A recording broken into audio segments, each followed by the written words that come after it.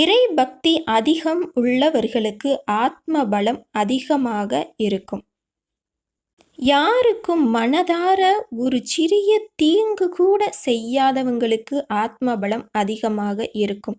நிறைய உதவிகள் முன்ன பின்ன தெரியாதவங்களுக்கோ அல்லது தெரிஞ்சவங்களுக்கோ தங்களால் முடிஞ்ச உதவிகளை செஞ்சுக்கிட்டே இருக்கிறவங்களுக்கு ஆத்ம பலம் அதிகமாக இருக்கும்.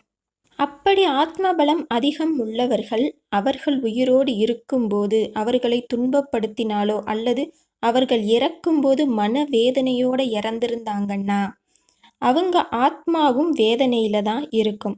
அந்த வேதனை, கஷ்டம், கோபத்தை அந்த ஆத்மா அனுபவிக்கும் போது அவருக்கு துன்பம் கொடுத்தவர்களும் பல மடங்கு துன்பத்தை அனுபவிப்பார்கள். அல்லது ஒருவேளை அவங்க இறந்து கூட போகலாம். இது அந்த ஆத்மா தான் பழி வாங்குது அப்படி